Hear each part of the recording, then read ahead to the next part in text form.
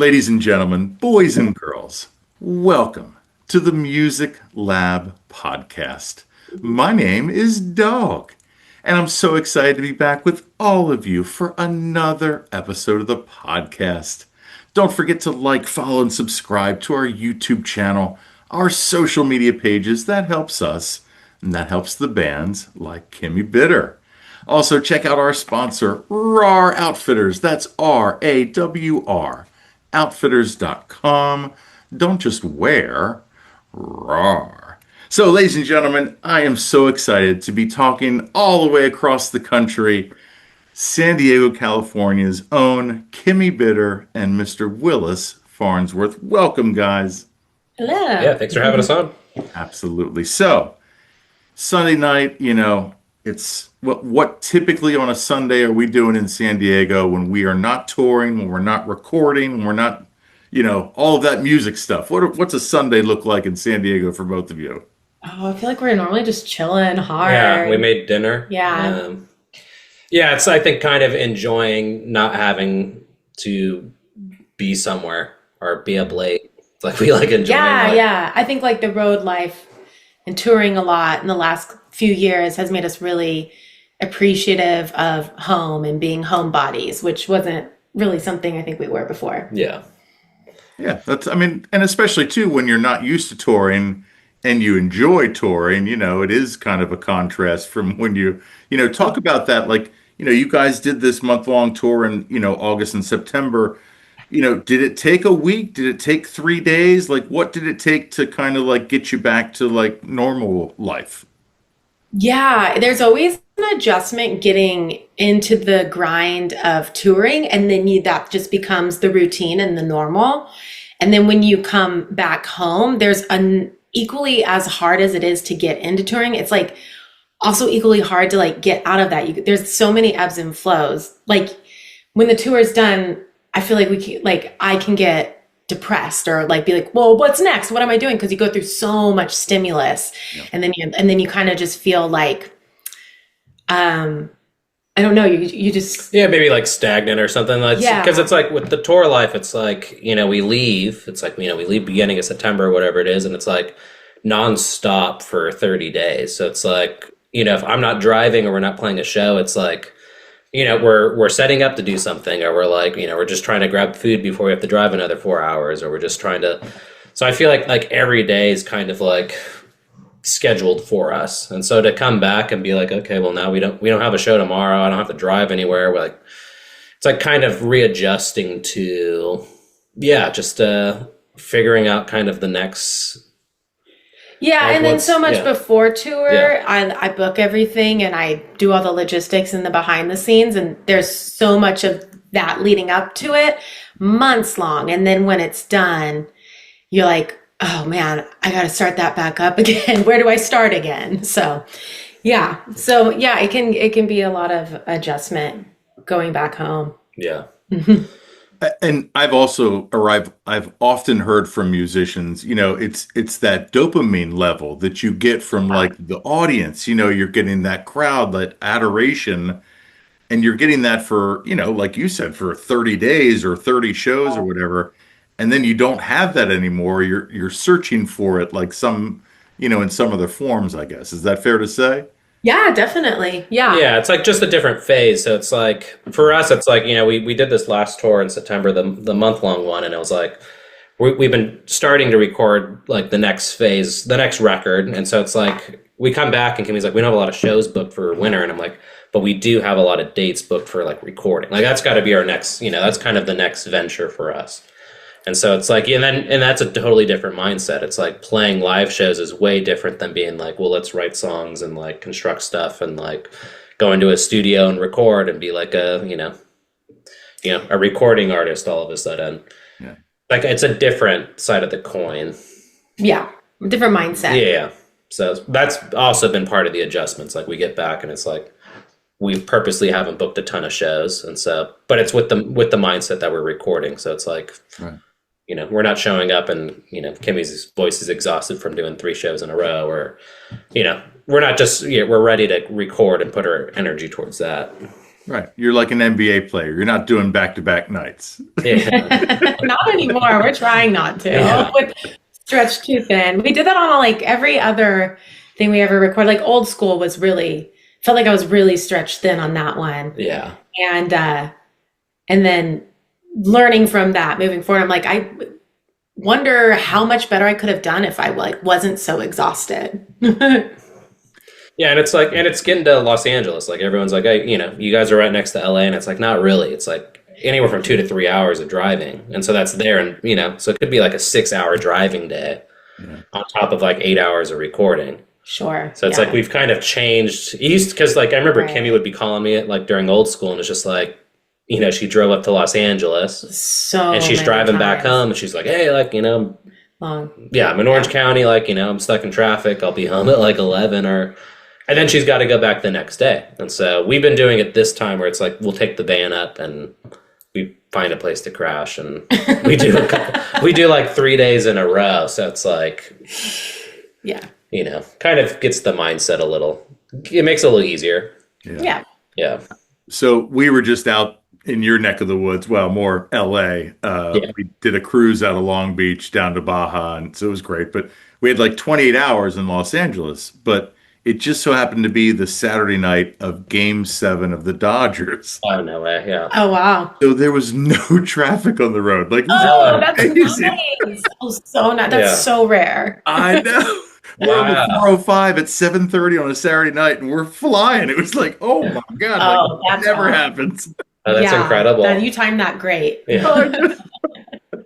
Never happen again. No. So I wanted to ask you, though, for this September tour, how many new songs were you playing that, you're looking to then record for the next album? I feel like our set is almost it's like maybe close to 60 or 70% new songs, it feels like. Yeah. We were trying to introduce a lot of introduce the new songs and then try to like iron out parts where it's just like, because it's like figuring out a show around the new songs, a lot of trial and error. Because it's like our last tour was earlier this year was like we were still touring old school. A lot of these songs were like in construction or hadn't been written yet, and so it was like we still kind of had the same set from the end of last year. Minus a couple things we were trying to introduce. But so I feel like this last run, we were just like, let's just do more new songs. Yeah. And also, I started the old school album in 2022. So I've been doing those songs for how many years? Like 3 years. I guess 3 years and a lot. Like we do a lot of shows. And so when we figured out which songs are for sure going to be on this next album, like you're excited and you want to play them. So we've been incorporating some of those. I don't know how many. Maybe if we have we're so old school. Our songs are like 2 minutes long. Yeah. So we have a lot of songs in like a 45-minute set. But I would say maybe somewhere around like 60-ish to 70% are almost new songs. Yeah. And then we're getting more and more new songs as like we keep going, which I kind of didn't want to showcase before the album, but I couldn't help it. So well, yeah, I mean, the AmericanaFest set that we saw, like I sensed a little bit of a different direction, like musically. Is that fair to say? Yeah, I think I think we're just honing way more into our sound. And like we are from Southern California, and I think that's really starting to show because like the surf rock is blending even more so in there, and a little bit of that California 60s psych and like that kind of spaghetti western desert sounds, which have always kind of been a part of our live show, but they weren't really part of the old school album. So I think with this album, there'll be more of that without abandoning the old country politan sound that is still the backbone. But I think we want to make it sound a little bit more original. With like what's a bit more authentic to like us being from California. Sure. People are like, you play country and you're from California, and they don't get it. And I'm like, well, maybe you will now. Yeah, it's like Come old see us at school. the Belly Yeah, Up, right? Yeah, yeah. exactly. So in San Diego, then, what are some of your favorite venues to go see a show? And of the venues that you've played, what have been some of your favorite that you enjoy playing? So there is a hotel called the Lafayette in San Diego, and it's been there a long time, but they redid it Yeah. maybe a year or two ago, Mhm. but maybe two-ish years ago. And they have a venue there called Lulu's Jungle Room. So it's a really old space, but it's a totally redone venue. Looks like it's like totally from the 40s, Yeah. like jungle glam. It's you Yeah. perform in this pearl Yeah, clamshell, gold clam but it's shell. small. It's like maybe only 300 cap or Yeah. something. Wow. That's my favorite place to play, and that's my favorite place to go see music because Yeah. it's just so our vibe. Yeah, it's just the total vibe.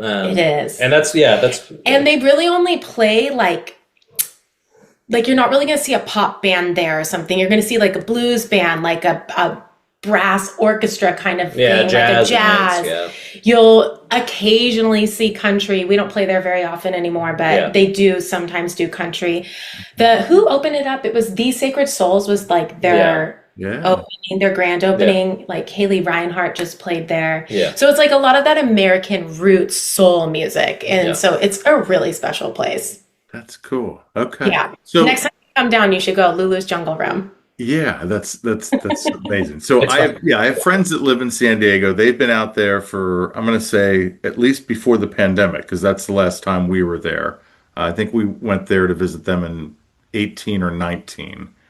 And I'll always remember because we walked across the border and hung out in Tijuana. And Yeah. Yeah. the lore, at least on the East Coast, has always been Yeah. that Tijuana is this like, just cesspool of drug Yeah. lords. And it's just, it's just like there's this Yeah. like seediness to it. Yeah. Yeah. Mhm. I found it to be just amazing. Yeah. We went to this Mexican restaurant and I had the best ceviche that I've ever had in my entire life. And like Yeah. I'm kind of a ceviche snob, so like I've had Yeah. but yeah, I mean, the people were so nice. Like it was clean. Like it was amazing. Like, have you guys ever Oh, been cool. down? Oh my gosh, not since I was like 18 and we used to like sneak over to go to the bars. Yeah. It was That's so for another interview. coming back, but that was I think the last time I've been. And then when I was a little kid, before I lived in San Diego, this used to be the place we would vacation to. Okay. And when I was little, we would like cross the border like in the daytime with my family and like do all the shops and stuff. But it's been a long time, so that's cool to hear. Maybe we'll have to check it out. Yeah. I haven't been. Yeah. It's been a long 20 time. years. Yeah. Yeah, I guess. Well, I mean, correct me if I'm wrong, but I guess there's a train that you can take that takes you to like a park and ride area, and then you can just walk across the border. That And then you can, sounds like drive right. there as Yeah, well. yeah. And like, That sounds right. Okay. Yeah. We're out of the loop. You probably know more about it than we do. so yeah. I mean, if you were a real estate agent, and you're in San Diego, and if somebody's trying to like relocate here, like sell us, San Diego, like as you guys have lived there for a while now. Well, it's like 70 degrees year round is probably the best sell. It's my favorite place. We've traveled all across the Yeah. country. It really is my favorite place, which I didn't realize until we toured so much. Because I try to fall in love with every other place. I try to fall in love with Austin and Nashville, and I love it, but not like I love my home. And yeah, we try to fall in love with Florida. We try to fall in love with Montana, and like really consider moving. Because San Diego is so expensive, so insane. But I think we're willing to just live small to be here because Yeah. it is like we don't have bugs. Actually, here's my pitch. Yeah. We don't have bugs, and we don't realize we don't have bugs until we leave, and then everywhere else has bugs. Like we hardly have bugs, like in Yeah. comparison. Yeah. We don't really have seasons, which I like because we just have the season that everybody looks forward to, which is like the pleasurable days of summer, or like for other places, it might be spring or fall when they're coming out of their summer. But we're always in like 65 to like 80 degrees, usually hovering around 70, 72. Yeah. And and we don't really have wind. And I didn't realize we didn't have wind until we went to Wyoming and like all these other places. Yeah, that, like, Wyoming, so Montana, windy. Chicago, all those spots. Yeah. Yeah. I guess the thing that people are always afraid of is the earthquakes, but that rarely happens. And when it does, they're normally so small you don't even know they happened. Yeah. So every once in a blue moon, there could be a big one, but I guess you can't really avoid a natural disaster anywhere you go. So yeah, San Diego. Oh, we have great food. We have great food. Yeah, really good food out here too. And we have the ocean. Yeah. Coronado, I mean, that beach, that whole like hotel, like, my gosh, like, Lord. Yeah. It's so cute. Yeah. Yeah. It's like our cities, everyone's like vacation. So it's like we get to wake up every day and where people dream of being for summer, and it's just our home. So. And you didn't even mention the zoo. I mean, you might have the best zoo in the world. Like, the zoo is amazing. We got the kids' zoo. Yeah, it's like, I mean, we do have the zoo. We have the wild animal park, or whatever they call it now. People always say, in like where we live in Southern California, you can go to the desert, the ocean, and the mountains all in one day. Yeah. Because there's just so much different landscape all at your fingertips. Like everything's just a 3-hour drive. Yeah. So speaking of California and Southern California, I got to ask you, have you guys ever done Coachella as like patrons? Yeah, I did in the earlier years. I've gone twice. Like I haven't gone anytime recent. I went in like maybe 2012 or something. And maybe, I think I did 3 years in a row. And it was big, but it wasn't like what it is now. And that was really fun. Yeah. Yeah, I went there in 2009. I was like a huge Beatles fan, and so Paul McCartney was playing, and they announced they were going to do single day tickets. And so I pretty much, told my dad, I was like, we got it. It's like $90. Like we can go see Paul McCartney. And so it was like a family trip. And then, and I saw so many cool bands, like the Black Keys, Franz Ferdinand. Who else played that day? And I just camped out front. I camped right in front of the stage, and I was just like, I will be here when he starts. I'll be right front row.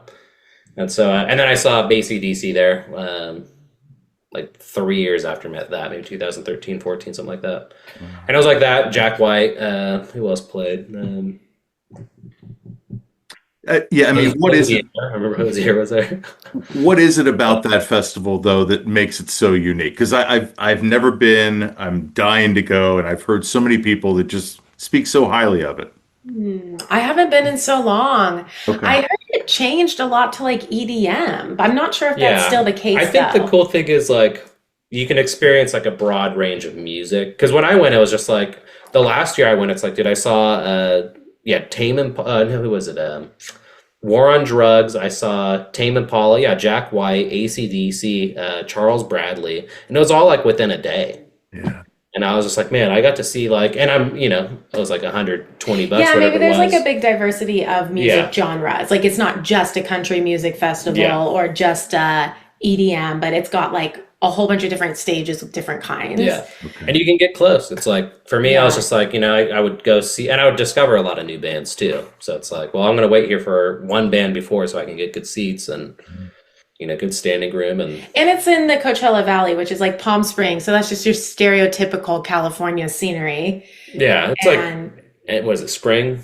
When do they do it? Or is it April. Spring. Yeah. And so it's like perfect in the desert. It's not too hot. I don't know. Every time I've gone, I've had terrible weather. I don't know. Like it's very un-California. I've had it when it like poured rain and sandstorms. Super weird. So weird. It's so unusual. Just like, it's like everyone's hiding in their car to wait for the sandstorm to pass. Yeah. It just depends. Yeah. I've never had extreme weather. Ugh. Yeah.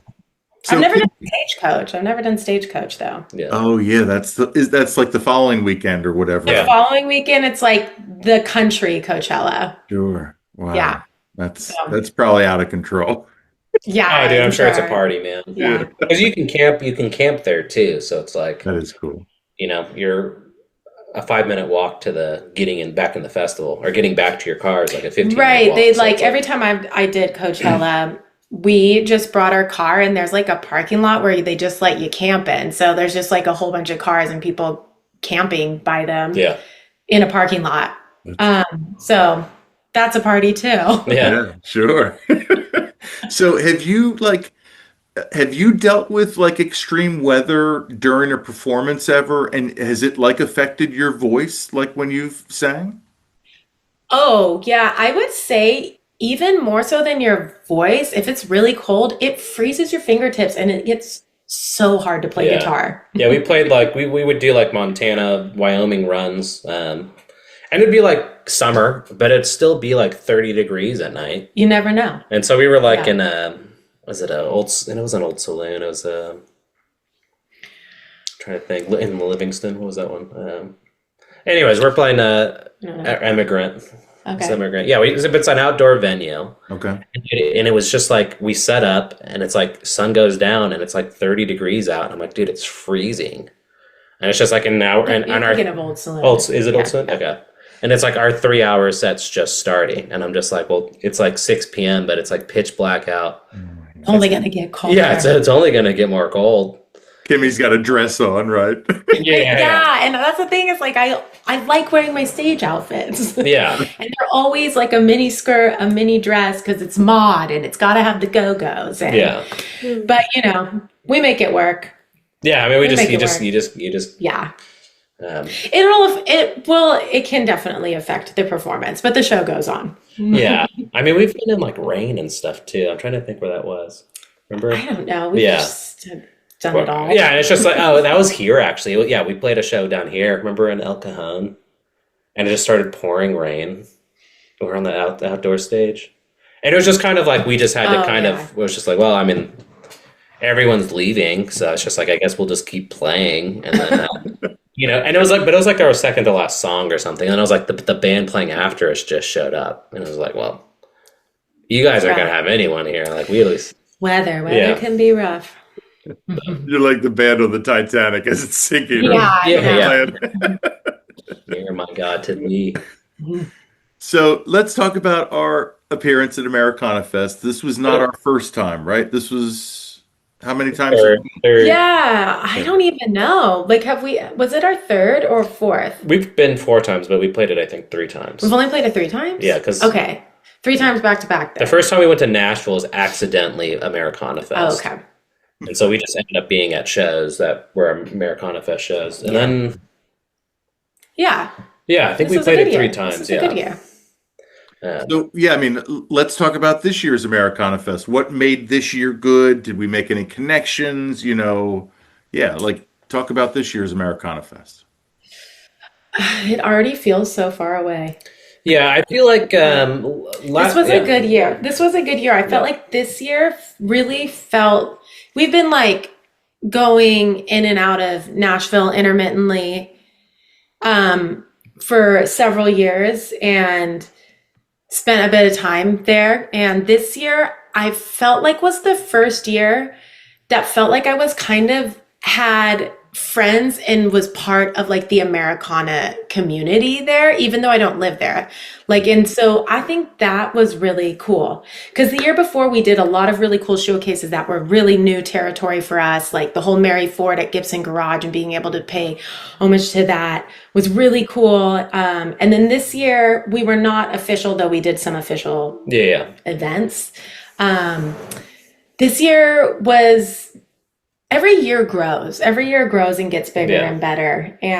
But this year, I think how it was different than the other years, instead of so much like making, I don't know, I just felt like I was like, had friends and like was part of like an honorary member of the Nashville community, even though I don't live there. Like if in my Americana, like underground country, old school niche, at least. Yeah. So. Community is it's so important, right? I mean, especially in music. That's the hardest part about being on the road is like you lose this sense of community. So you kind of like, and then you're trying to build a community around your music. And that's for us just been a slow burn. But I feel like this year was like kind of, we saw like all the effort we've been putting in through the years kind of like bear more fruit, where it was just like, last year was huge because it was like we were official, we were doing, like Kimmy said, we did this Gibson Garage showcase, and it was like to do these showcases was like, oh man, we're playing freaking like the What show. were things we had were bucket list things for us, and things we were like, when will we ever get to that place? Or like playing Honky Tonk Tuesday always felt like a big honor, even though that's not like an official showcase. It's just like everybody knows about Honky Tonk Tuesday. Yeah, and to play during that week is huge. And so, and I just remember us like we booked that show last year. It's like 8 months out, or 10 months out. We booked it in December with them. And it was just like, we just happened to play a show with the Cowpokes in San Diego. And the bass player was just like, oh, dude, like, whenever you're coming through Nashville, like, let me know and I'll book you at Honky Tonk Tuesday. And Kimmy's like, well, we'll be there for AmericanaFest. And he's like, let me see if I have it open. And it's like, sure enough, we were able to land that. And that ended up being one of our best shows of the... It's so fun. Yeah. It's just such a fun event. Yeah. But, so I feel like this year, it was, Kimmy and I were talking about, like, when we were going to Gibson Garage this year, it's like someone recognized Kimmy, like, as a fan. And it's like, and when we were at, like, the 5 spot, we were just catching a blues band playing there. It's like, someone recognized us. They're like, oh, hey, like, I'm going to see you guys at this show. And it's like, I have no idea who they are, but they followed us since, they come out to AmericanaFest and they come see our shows. And it's cool. Yeah. Totally. The 5 spot. What a great venue. Yeah, it's so great. Blues band there. Yeah, no, we still like kind of... You're obsessed with him right now. We saw such a cool blues band called the Tiger Beats. They play there every Monday, I think. Yeah. And then there's Tiger Beats. Okay. Yeah. McKinley James was on guitar. And now Willis is obsessed with him. Like, they were just like all the time. Yeah. Well, we were like there, and I was like, oh, that's the drummer who used to play with JD McPherson, who one of the first dates Kimmy and I ever went on was JD McPherson. And it's like I kind of remember some of these bands. I was like, oh, dude, that's the drummer. Like, he's got a great shuffle. And then it's like, and then anyways, then we just kind of, the show starts, and it's like, I mean, just like I'm just in a blues, top tier talent in Nashville, Oh yeah, the session musicians are like as good as like anybody else like that you've ever heard. Like, it's amazing. Oh, yeah. Definitely, it's a very inspiring place. Yeah, and that's another thing I think we've felt like this year after going.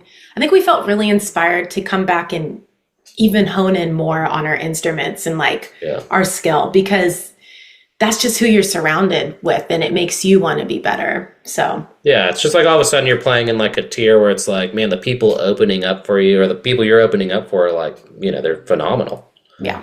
And so it's like you see, I know, like, we just went to a show in the Robert's Western World, and there's this bass player Ben really likes, Joe Fick, and we're just like blown away the whole time. We're like, dude, I can't believe these guys are playing friggin', this tiny little bar. And but I just remember just watching, and it was just phenomenal. It's like they never hit a bum note. They're absolutely incredible. It's entertaining, and so I feel like we kind of left, and it was just like, oh, cool. Like this is obtainable. Like we can get to this status if we want of putting on a great show. Like, we're entertainers, so it's, you're always learning something. Yeah, just inspires you to want to be better. Yeah. Well, so we saw you at Dee's Country Lounge, courtesy of Keystone Artists Connect. Yeah. About how they have helped you along the way. Yeah. Danielle with Keystone and the whole crew, she was the first one I met, so she's usually my point of contact. Mm-hmm. They were just building up when I met them through, I played like a house show, and the girl that hosted the house show was like, you got to meet this gal Danielle that I used to be in my old hometown. And anyways, and then we connected, and we just always have been part of their like either South by Southwest we played their first Americana South by Fest Southwest showcase. Which has been really great, because I feel like has always been really welcoming and always given me a chance to perform at places like that where I feel like how do I get in? Like, how do I even get into a showcase? I don't know anybody. So, and she was like the first person to like let me in, and she's great. Like, we have a really cool relationship. That's if she ever wants to bring her artists to San Diego, she's always asking me like, oh, what venues, or like asking me for help on that. And I'm always asking for help on elsewhere. And everywhere. Yeah, they're awesome. They're really, really cool. And they've definitely grown their Keystone whole platform. Yeah, it's like the first time we played South by Southwest. They're go-getters. Go-getters. Just like a little bar on 6th Street. And next time we went there, she's like, hey, we can get you guys in at Arlen Studios. And it was a huge showcase. So it's just like all of a sudden it's like, where you start seeing like names of people playing showcases. We're like, oh, that's a cool showcase. Yeah. And all of a sudden now we're playing that showcase. And I'm like, oh, cool. Okay, sweet. Like, we're playing an iconic studio. Like, we're playing with artists that I've seen on bigger bills before. Yeah. Do you know the Keystone gals? They're amazing. Yeah. Yeah. And you had spoken about like artists you've like kind of like connected, like Courtney Santana, Katrina Kane. Yeah. Like, I've interviewed them. Like, they're fantastic. And like they're all very, part of this community, it seems like, right? Definitely. Yeah, I met Courtney at the Gibson Garage Showcase, and I felt like her and I just really jived. Like, I just had a lot of fun with her that day. Yeah. So I always see her at the Americanafest, and like, that's about it. Yeah. But she's great. So I'm a huge, like, Radiohead is like my number one band, right? So they're touring in Europe right now, and it's just killing me that I'm not going. But anyway, she does I don't know if you ever heard her cover of Creep. I don't think did we? Yeah, she played it at Arlen. At Arlen? Yeah. Okay. She did play it at Arlen. Yeah, like, oh my God. Like, wow. Like, I was blown away. Like, not only by her voice, but just how she, like, interpreted, like, her cover of it. Like, it was fantastic. Yeah. So cool. Yeah. So you kind of touched on Mary Ford. Let's really dive into, though, like, who Mary Ford was and, like, why she is such an influence on you. She wasn't until Danielle with Keystone. Yeah. They were going to do the showcase at Gibson Garage last Americana Fest. And they just decided they wanted it to honor Mary Ford. And the reason for that is because Mary Ford, well, you know what a Les Paul guitar is, yeah? Yep. And so he was a human too, right? And so some people don't know that. Yeah. And his first name was Les. Yes. And was his wife, and they were musical partners. And so she was often the singer, but also an incredible guitarist. So she owned the first SG or the SG guitar for Gibson. So she's one of like the first to play some of the original Gibson guitars. So that's why Mary Ford was a big deal for Gibson Guitar Showcase.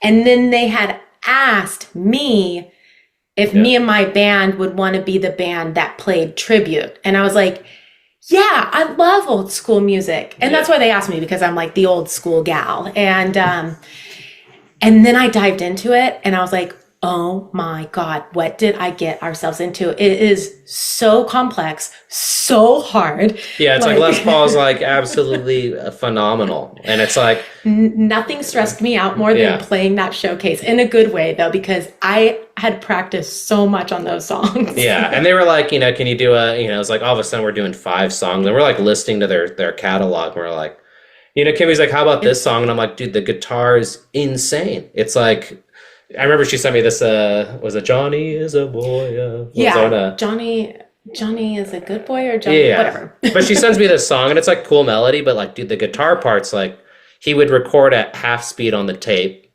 in a different key. And then when you play it full speed, it's like in the right key, but it's like twice as fast. Mm-hmm. So it's like all of a sudden there's like this little vocal melody and the guitar's going like, almost sounds like a video game, but this is like from the 40s or the 50s. And it's crazy. And they didn't have those computer sounds then. So that's what's just so remarkable about it. Yeah. Anyways, we went on a crazy deep dive because I had to learn these songs and I wasn't super familiar. I just knew the name, maybe a couple songs through that passed by me. And then I got obsessed. And so Mary Ford and Les Paul have become such a huge inspiration on this next album. Like really incorporates a lot of their sounds. Yeah. Okay. And so you should check it out. Like, it's different because it's not, that music was really popular back in the day, but it didn't really carry on. And so like us listening from a generation that didn't live through it, it sounds brand new. Like sounds I've never heard. Yeah. And, Yeah, that's just really cool.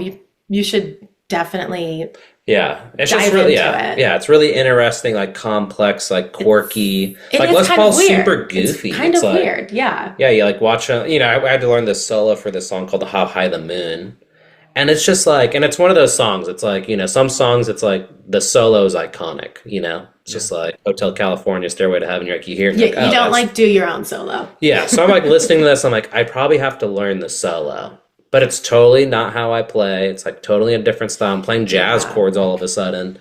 And it was just like, it was just like, as soon as we get on that stage, it's just like, we're the tribute act. And it's like, It was really out of our wheelhouse. yeah, it's like, but then, the Gibson rep for artist is there. Like all these people who like meant a little, something at all were in this audience. And I was just like, well, God, now it's like, we really got to step it up, But it's crazy how little opportunities like that can kind of change your trajectory because I don't like it.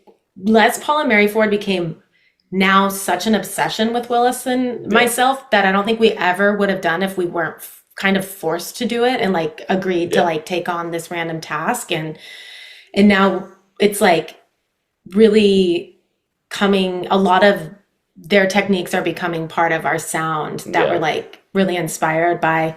And I think it'll make us sound more original too. And just like kind of fuse some of those kind of forgotten sounds, I guess. Yeah, that sounds amazing. So let's get back to this new album that we're working on. Are we self-producing this? Are we working with someone? Like, what studio are we going? Same old school team. So it's a really tiny team of me, and the other really huge player is Michael Gurley, who is someone I co-wrote Old School with, and he produced Old School.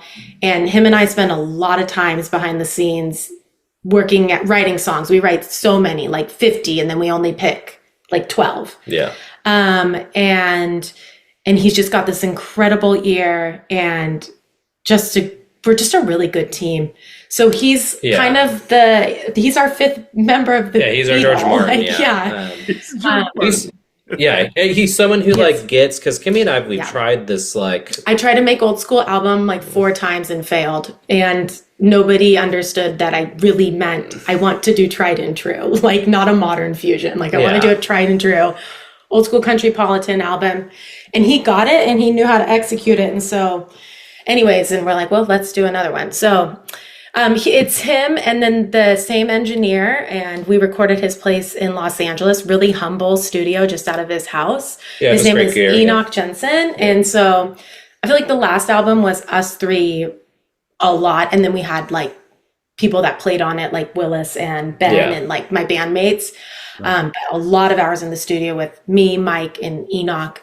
And then this one is the same team plus a lot of Willis. Yeah. Like you're way more present in this one. He even wrote a whole instrumental song for the next one. I'll have my own song in there. But it's just like, I feel like Old School was, we kind of had this sound in mind. And it's like, it was just like, Kimmy and I were kind of like, we've done these recordings. We like would book these expensive places to record, and then we wouldn't like the results. And we're just kind of like, dude, I don't know how many, maybe this is it, And Kimmy's like, well, like my friend, this guy named Mike, I think we're going to try to put a song together. The first song we wrote was My Grass is Blue. Yeah. And we just, put it out, and it did kind of okay. It wasn't like, it sounded great, but it's like, it was kind of a slow growth.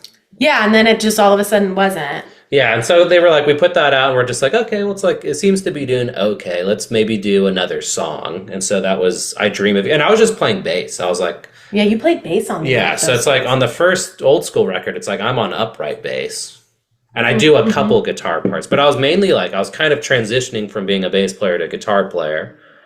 And so here we are going into this like new record. Kimmy's like, I think these are the sound, like this is the sound we're going for. And it's like, I wasn't that guitar player. And so it's like Mike was able to kind of... Mike's an incredible guitar player. Yeah, and he like had the vision. Willis is not a very long guitar player. So like you've only been playing guitar only in my band. You never played guitar in other bands before mine for 4 years. Yeah, something like that. So not very long. Oh my God. Isn't that crazy? Oh my God. That is mind blowing. Because dropping some bombshells. You're a fucking great guitar player, man. You're a fucking great guitar.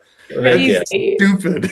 He's just the Wow. right guitar player for this sound too. Like there's no one besides you that would like. It was just fit. like I played bass for forever, and it's like when I first played with Kimmy, I was playing bass guitar, and so it's like, yeah, I was just like, and as we kind of started developing this country thing, it's like it's like I think we knew what we wanted. I was like, I always had this, we had this dream of getting this like twangy guitar sound, and we were like, I need a baritone guitar, and it's like we'd put it on the on a single or whatever. And we're like, oh, it's not the baritone guitar. We were just green, and we just had to do a lot of trial and error to figure it out. And so it's like, so it's like through old school, it's like pretty much Mike's kind of crafting the sound of like these songs Kimmy and him are writing. And, My Grass is Blue, it's like, Mike produced the whole thing. He's like, well, this is what it's going to be. We're going to have pedal steel and then it ended up kind of becoming part of like our sound. It's like I Dream of You. Sure. What other songs are on there that kind of like Are you that? getting at that you have to emulate the pedal steel? So I guess I can get to that point. So it's just like, so the first album's like kind of like Mike helping us build this whole sound. And then it's like, all of a sudden I'm like, okay, well now I'm like playing guitar. And I was like, I got to figure out how to do like, some of these lines are like, they're pedal steel parts. Like, hey, there's only pedal steel in this song.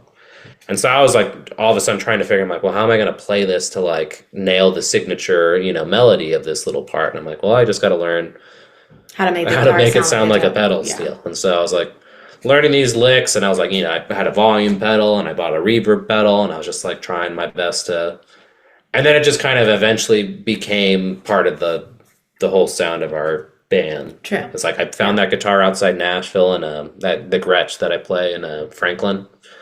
It's like, I think I want this Dwayne Eddy. I was like, I think he's the sound we want, and found that guitar. And I messaged him on reverb.com, and he's like, come on by, check it out, and show up at the music store. And like $3,700 later, I'm like, I have the guitar that's been our sound for the last couple of 3 years now.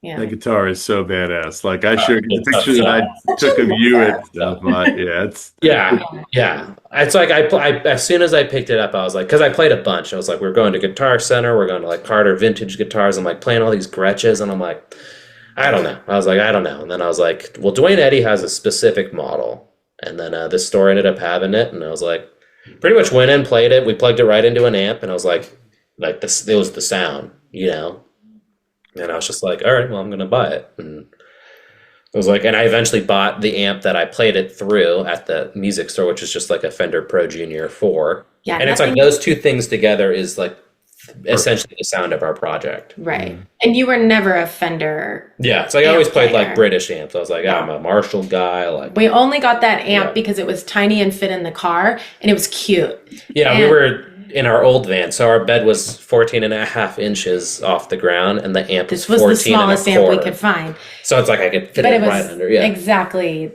Now we wouldn't do any other amp. Like it is the perfect. It gives like that. I don't know, whatever it does. It just gives that twangy sound. Yeah.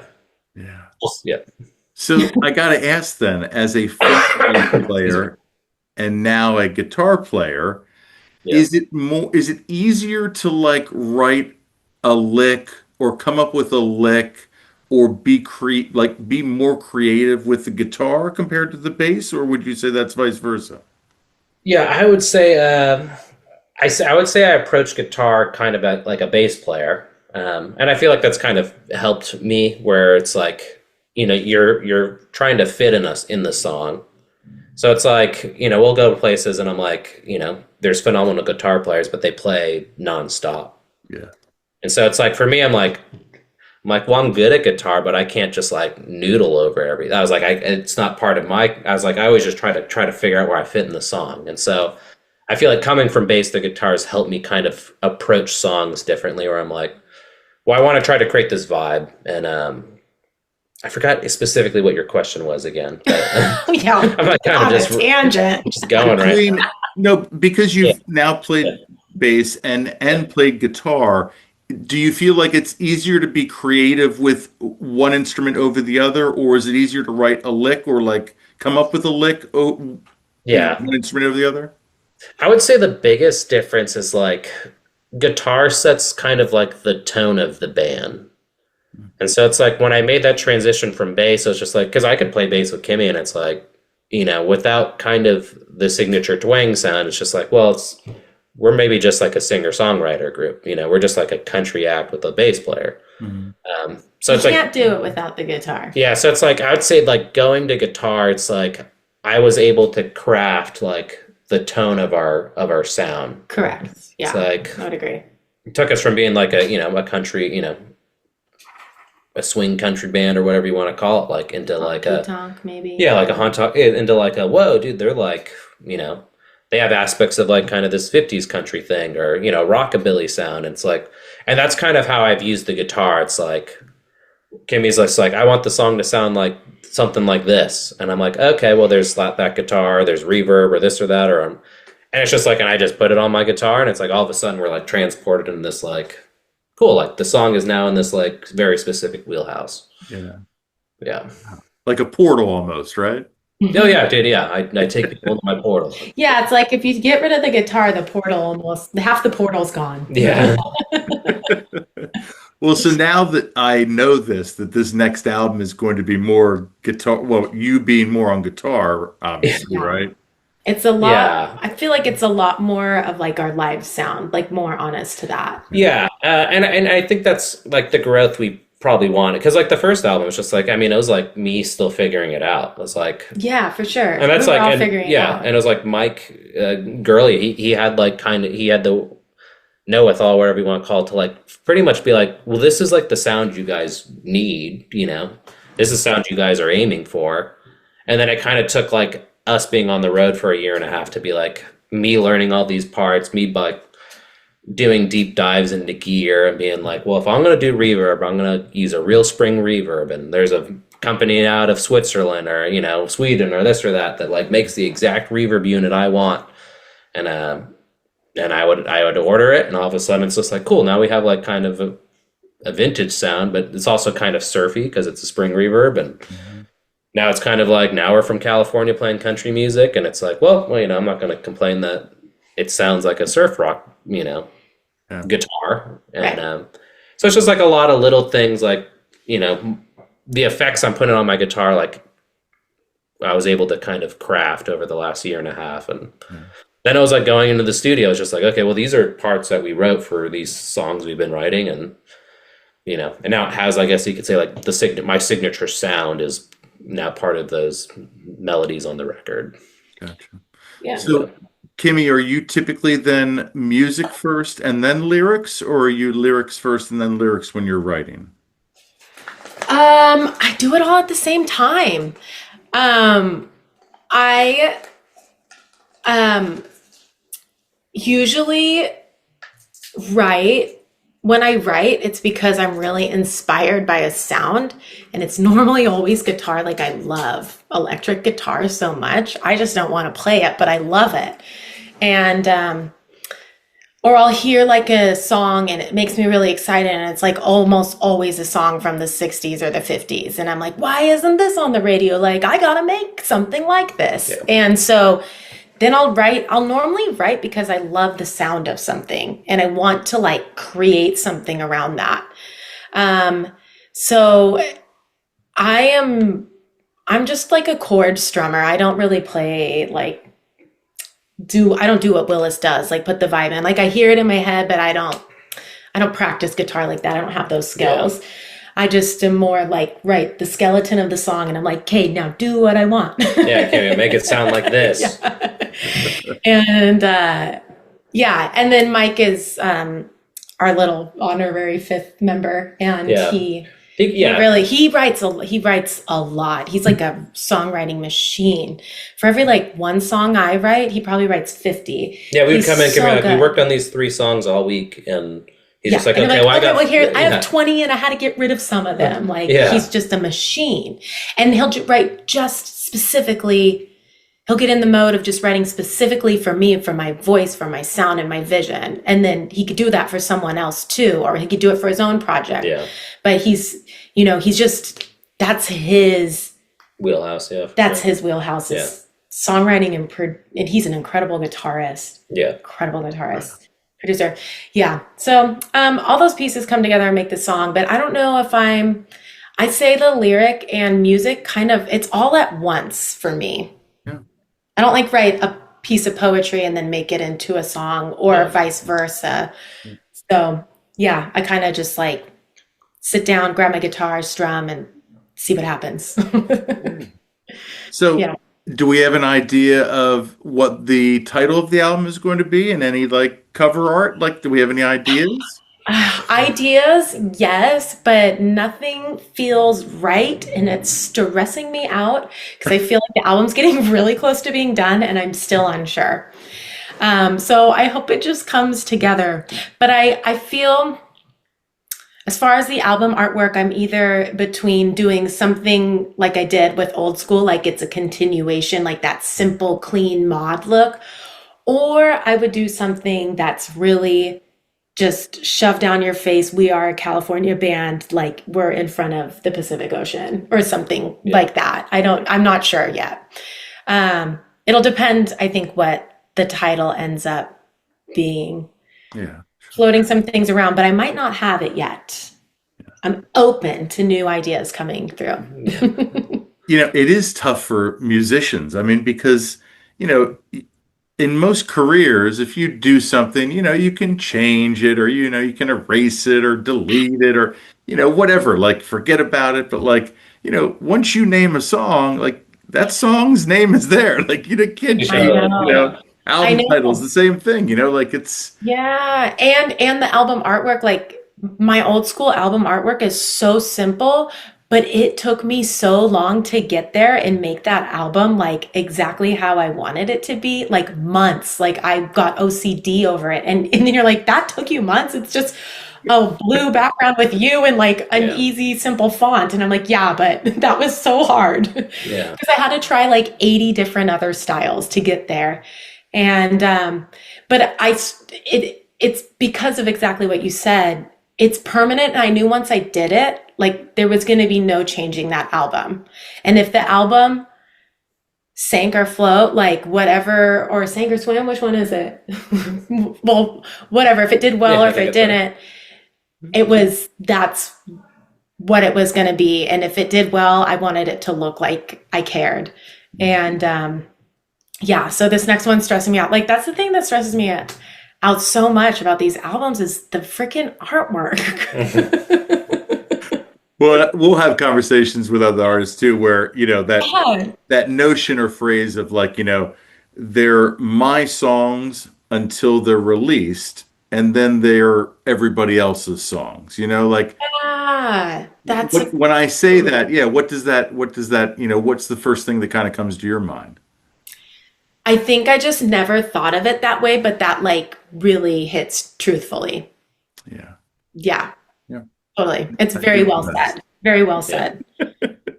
So I want to talk about, we were talking about guitars earlier, but you received a Taylor guitar, didn't we, Miss Bitter? I did. How did that come about? It's so random.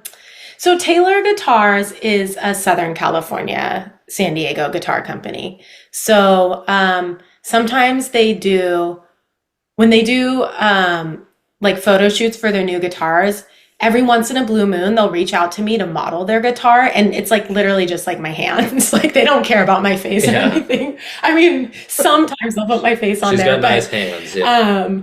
But yeah, so, and when I do that, they're always like, well, we can pay you. We can give you a guitar.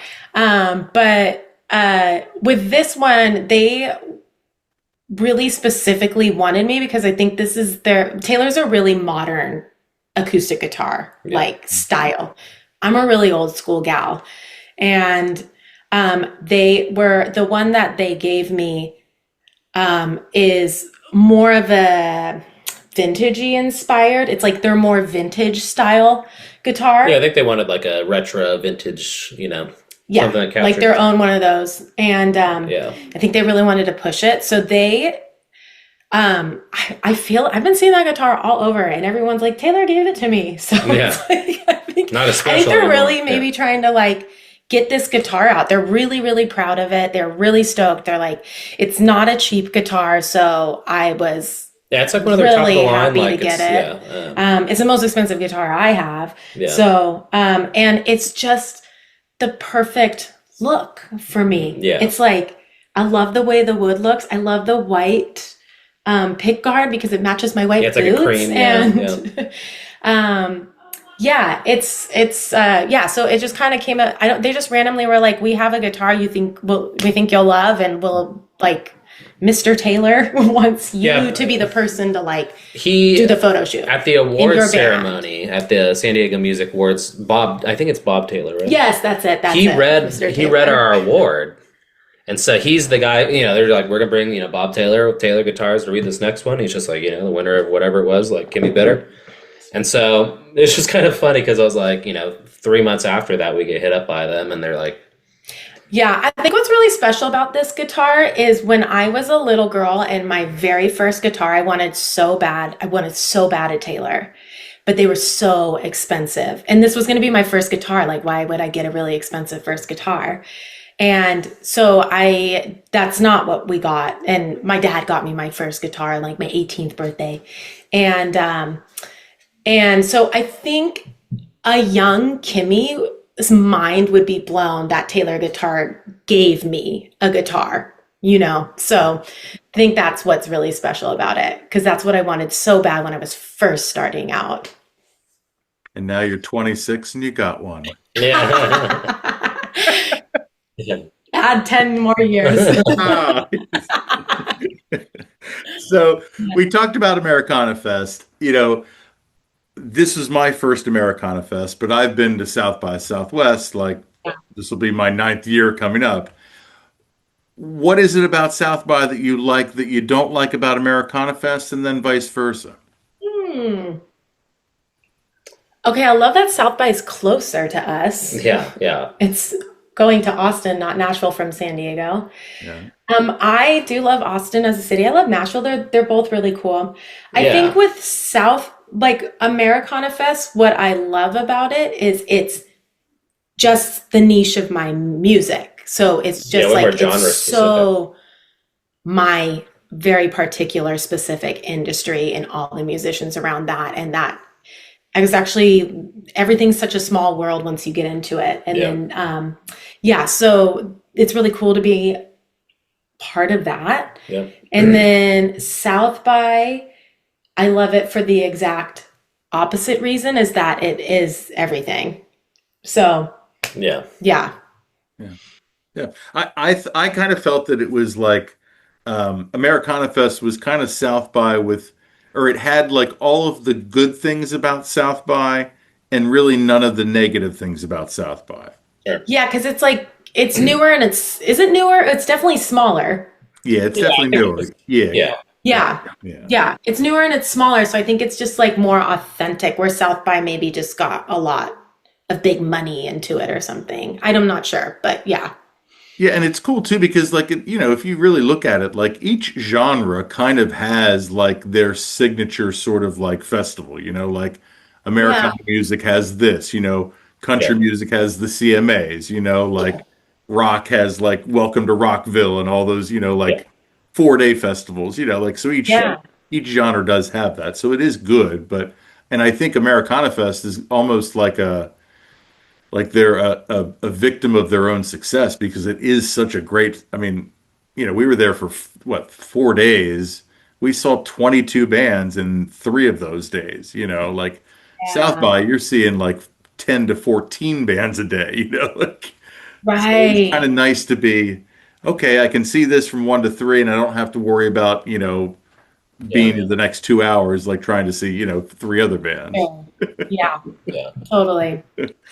So let's talk about, you touched on the San Diego Music Awards. You won Song of the Year this year, and you won Album of the Year.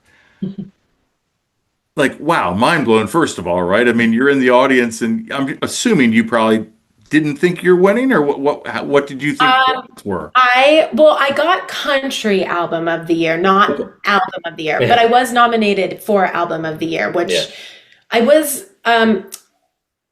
I feel like the nominations were almost more exciting. Like the awards were really cool, but the nominations were really cool because I was nominated in all 3 of the top. So like Song of the Year, Album of the Year, and Artist of the Year, I was nominated. And those are like the 3 like big ones. And so that was really cool. And then I had the country album of the year nomination. So I had 4. And I think just like back to saying like little Kimmi would be really like stoked on that because that always felt so far away. And this last year I had the most nominations. So I was like, most nominated. I think I was the only person that had 4 nominations, and then everybody else was 3 or was whatever. Under us. I guess so. Yeah. But anyways, it was an honor. It was really cool. I definitely did not think I was going to get Song of the Year because we had gotten it. I got it last year, and I had this theory that you never get it 2 years in a row. But so I was genuinely insanely shocked by that. Yeah, we just keep writing bangers, so I guess it just happened. But well, that was the song that won. That one was Cowboy Kinda Girl, and Mike wrote like that song before we even decided to work together. It was like an old song he like pulled out of the woodworks and was like, I think you might like this song. I was like, love it. So when I won that, I gave that award to him and made him do the speech and everything because I felt like he deserved, like he wrote the song, it's Song of the Year, like he gets that. That was very nice of you. I'm sure he appreciated that, and that's probably why you still have a good relationship together, right? Yeah, we do have a good relationship. Yeah. So are you guys planning on going to South by next year, or is that too far out of the window? I'm not sure. We're trying to figure out, I think, it's getting this record kind of, it's like going to these festivals, it's like we got to have, what's the purpose? It's like, is it just kind of just to play it, or do we have something new we're taking? Right. Yeah. So I feel like. Yeah. I'm unsure. I was also unsure last year, and then last minute they were like, you're an official artist. And I was like, okay, great. I guess I have 3 weeks to plan a tour. Yeah. So I wasn't planning on going last year, and then that happened, and then we did. So you never know. Yeah. This year, I think I didn't even apply this year. I guess I just forgot, but, I'm not sure. Are you going this year? Yeah, we always go. Over here? Yeah. I was told that they're not doing music this year. Is that fake news? Yeah, no, it's what I think it's actually going to be the best version that it's probably been since we've stared going. Why do you think so? Well, because instead of it being 10 days and it being comedy, music, or, like film and kind of it all broken down into certain like days of that 10 days, it's now just going to be 7 days or 6 days or whatever. And it's just going to be all of it combined. So music, film, so everybody will kind of have their own pockets of where to go, but it'll all be, under one umbrella, basically. Nice. The negative, though, is the convention center is out of play for the next 2 years. So that's the hub of where everything is. So they're now spreading like that hub out to like different areas. Gotcha. So we'll see how that but that was really never part of the conference part anyway. We're just going to see the music. So I think it'll be to be determined. Yeah. Same. We're trying to be determined if we're going. We'll see, yeah. But to your point, other than San Diego, Austin is my favorite city in the country. We have a blast every time we're there. It's comparable. It's like the food's incredible there. I feel like as far as cities go, Austin wins. We're not in San Diego proper. We're not in the city. We're in Oceanside, which is North County, San Diego. Yeah. So San Diego County, I love. But as far as cities go, Austin's my favorite. Yeah.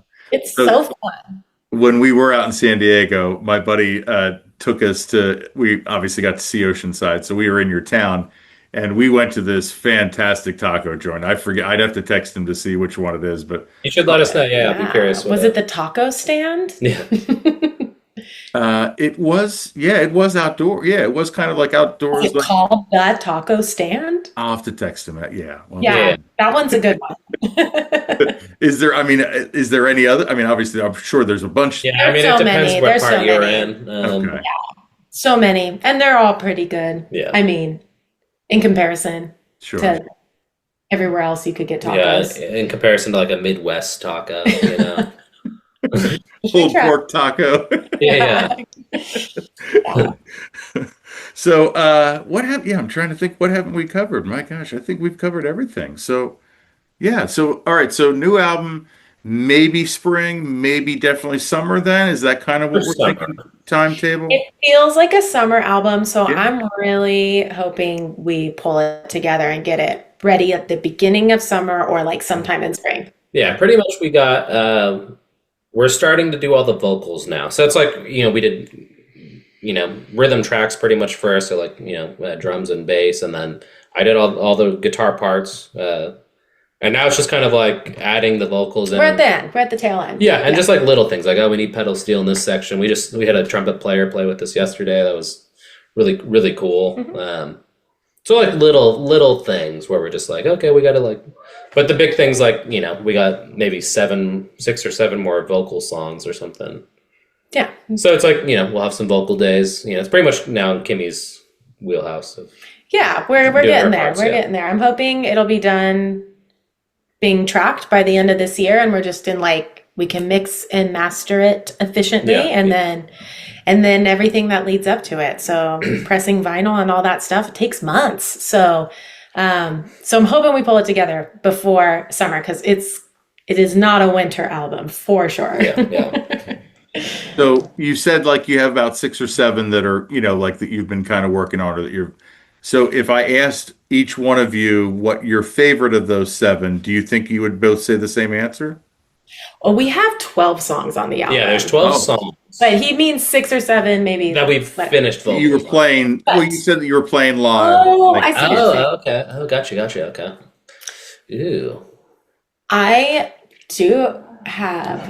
have some favorites between the ones I love on that album, and ones I love playing live are a little bit different. Yeah. There's I feel like I have a couple favorite ones from the new record. I really like our instrumental, that's technically called right now Bigsby Burnout, just because it's really fun. Yeah. It's just like a high energy surf rock. Yeah, and then I love this song we're doing called Don't Talk to Strangers? No,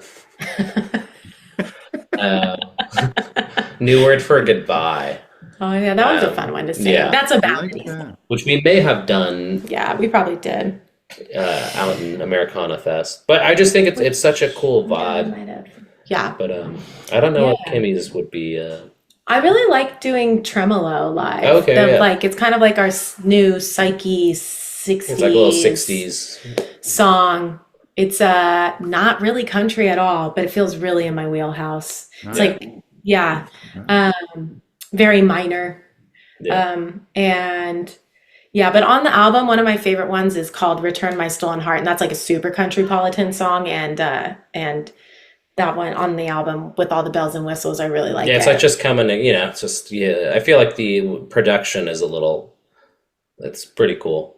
Yeah. On some of these new songs.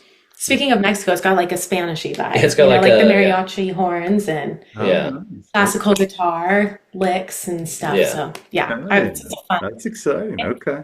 It's All right. So last question for you, then I'll let you get out of here. So for each of you, what is your ideal way and where to listen to music? Oh, wow. I feel like I would say probably through a record player. Would yours be live? I mean, there's live. Yeah, I would probably say, ooh, man. Like, are you driving in your car? Are you in your living room? You got your I'd probably headphones? say my living room. I do think there's a lot of cool, like putting a record on and like, Yeah, I've spent so much time like trying to have a cool sounding like record set up. So it's like, yeah, we're like just starting to build like our little ADU unit. And so we're like, I'm looking forward to having like a proper record setup yeah. and like putting on good albums and like making food. Yeah. Yeah, I think that's how we're. But I'm like thinking, oh, dude, it'd be nice to finally have like our record set up like complete. It's like I got the tube power amp, I got the tube preamps. It's like I need I need a couple more pieces, but I'll be able to have that set up. So I feel like I'm looking forward to kind of. So we would say we're record people. Yeah, probably. Yeah, when you said making, I wasn't sure if you were going to say sandwich. Yeah. Well, thank you both so much for doing this. Thanks for having us on. Yeah. Yeah, absolutely. It was really cool to see you guys at South by and then to see you at Americana Fest. And, like I hate to say the word like growth, but like, it was great to see you in both unique situations. And, like, yeah, like I definitely see like some, yeah, as you would say, growth, right? Yeah. Oh, Like, things are getting better, not right? to us. We're not, yeah. I mean, I hope it comes that way because I feel like we're always trying to get better, and I hope it gets noticed, and I hope people notice that. So, yeah, thank you. Yeah, and I mean, I will forever be amazed that you've only been playing guitar for 4 years. So kudos to you, Mr. Farnsworth. Well, thank you. Yeah, it's my secret weapon. Excellent. So, what's the best way to get information about you guys? Tell everybody your website, socials, all that stuff. Yeah, it's kimmibitter.com. That's KIMMI, and then bitter like the taste, BITTER.com.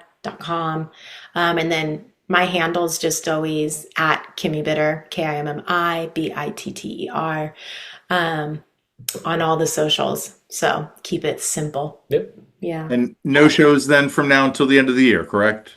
We have a winter Christmas show, but nothing of great significance, I guess. Just like that'll be kind of our last little hoorah. Yeah, a couple local like holiday things, kind of small. Yeah. But no, like really, it's wild. We have so little shows on the book. I'm freaking out. Yeah. I mean, it's intentional, but Right. Yeah. Like I said, it's the balance. It's like we're using this time to get the next record finished, and affording time to do that. So. Yeah. Hyper focus on that instead of spreading thin. So, well, your fans and I will look forward to this new music and this new album. And in the meantime, just best of luck and much love. Awesome. Thank From you. the East Coast to the West Coast, right? Yeah. Ladies and gentlemen, don't forget to like, follow, and subscribe to our YouTube channel or our social media pages. That helps us. That helps the bands and artists like Kimmi. Also, check out our sponsor, RAR Outfitters. That's RAWR, outfitters.com. Don't just wear, RAR. And as always, ladies and gentlemen, I've been Dogg. You've been great. This is the Music Lab Podcast.